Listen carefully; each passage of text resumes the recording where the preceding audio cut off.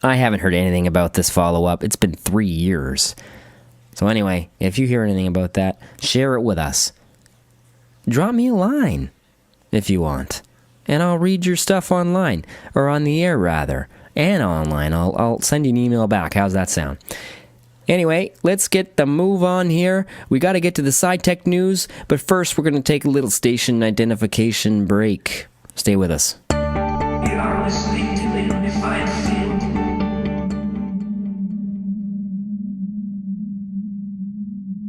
I'm David Suzuki. The average lunch or dinner travels 2,400 kilometers to get to your table. Eating local means combating global warming. The future is on your table. Eat your way to a healthier planet. Find out how at davidsuzuki.org. Tune into Radio in America every week to count down CKDU's Top 30. Radio in America airs Mondays from 1:30 to 3:30 p.m. on CKDU 88.1 FM or online at ckdu.ca.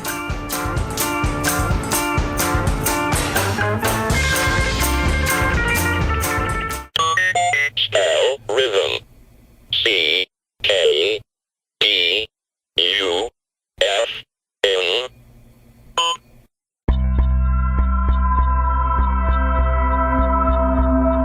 You are now entering the unified field. Thank you, Ralph the robot. I appreciate you. You do wonders for me here, buddy. Okay, so here we are on the unified field. I'm happy I'm here, guys. I hope you're happy on this cool and foggy, misty Saturday night. I hope y'all got some cool treasures in this big annual kind of dump and grab situation here in Halifax. That works so successfully in, I believe, Winnipeg and Ottawa. They do it twice a year now, where everybody puts out what they don't need or want anymore. And instead of it becoming the property of the city, civilians can go out and pick it up. It's a great way to recycle things. It's a great way to get rid of things you don't want. And it saves the city a ton of money, too, which is, I'm sure, the reason why they do it. But we don't have to get into that. Check it out. I found a TV. A small little TV, because I've been carrying this massive TV up from the basement and putting it in my son's room, because his is the only room with a little cable that I stick in. I don't subscribe to digital cable or anything. I don't really watch TV. I'm a book guy, internet guy. So I bring up this big TV, plug it into the wall to watch a hockey game from time to time. Hey, I'm Canadian. I'm a Canadian boy, a good old boy. I love it. I don't watch a lot of it, but around playoff time, I like to watch a game or two, Anyway, so I found this TV. It's about half the size, so wow, that's going to save me some time and energy. And check this out.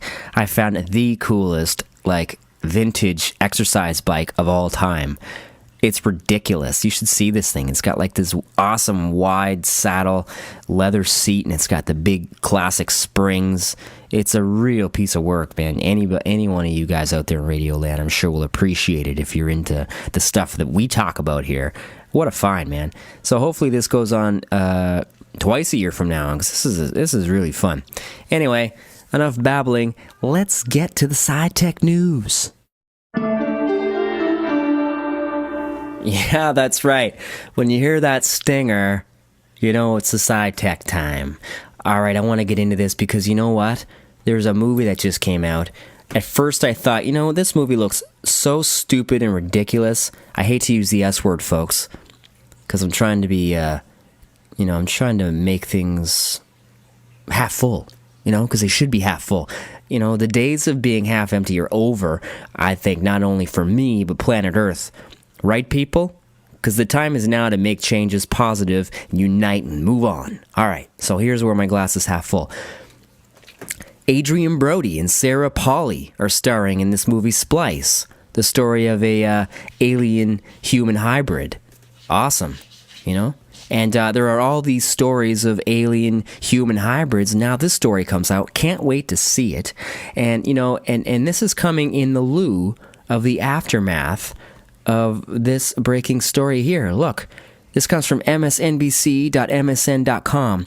It's alive. Artificial DNA controls life. Synthetic genome blazes trail for new drugs and biofuels. It says here, It may not be quite Frankenstein, but for the first time, scientists have created an organism controlled completely by human-made DNA. Using the tools of synthetic biology, scientists from the J. Craig Venter Institute installed a completely artificial genome inside a host cell without DNA. Winky? Listen up, this is, Hey, this could involve you too. Yes, I know, yeah. Wait for it. There it is. Do it again, Winky, I dare you. Alright, hold on a second, folks. Alright, the Winkster seems to have calmed down. Where were we in this amazing GNA thought train here? Yeah, right. Okay. Check this out. Like a bolt of lightning that awakened Frankenstein, the new genome invigorated the host cell, which began to grow and reproduce, albeit with a few problems. The research marks a technical milestone in the synthesis and implementation of artificial DNA. Venter expects the research will lead to cheaper drugs, vaccines, and biofuels in several years, and dozens of other companies and researchers are working towards the same goal. Wow, check that out. Who's God now, God? Hey? That was probably a little bit blasphemous, wasn't it?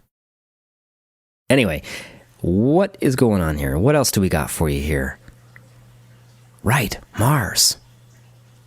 Check this out. Let me grab the paper here. Hold on. Chronicle Herald coming at you. It was in the paper, I think it was Thursday, I believe, or Friday. Okay, where were we? Here we go. Chronicle Herald. This is fun. I like this article. I love Mars. It's about Mars and the future mission there. Mock mission to Mars starts. Yes. Yeah, this was through the Associated Press, like I thought. Moscow. An international team of researchers climbed into a set of windowless steel capsules Thursday to launch a 520-day simulation of a flight to Mars, intended to help real space crews of the future cope with confinement, stress, and fatigue of interplanetary travel. The 6-member all-male crew of 3 Russians, a Frenchman, an Italian Colombian, and a Chinese will follow a flight regimen of experiments and exercise under video surveillance. The Mars 500 experiment, conducted by the Moscow-based Institute for Medical and Biological Problems in cooperation with the European Space Agency and China's Space Training Center, aims to reproduce the conditions of space travel, with the exception of weightlessness.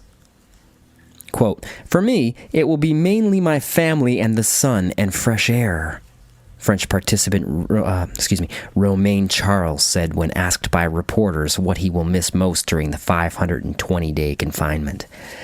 The researchers will communicate with the outside world via the internet, delayed and occasionally disrupted to imitate the effects of space travel.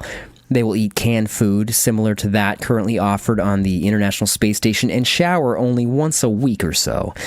Crew members will have 2 days off a week, except when emergencies are simulated, though they will still be in the capsules.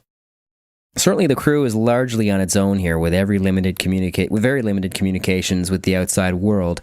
Martin Zell of the ESA's Directorate of Human Spaceflight told the Associated Press, "They have to cope internally with a lot of conditions and to organize themselves. A real mission to Mars is decades away because of huge costs and massive technological challenges, particularly the task of creating a compact shield that will protect the crew from deadly space radiation."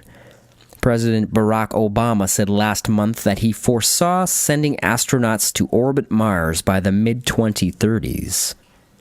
The crew members said they were confident of success. Diego Urbina, the Italian-Colombian member, told a news conference that for him, it would mean accomplishing dreams about the future, doing something that no human has done before. Tongue-in-cheek here. That we know of, right? That we know of. Okay.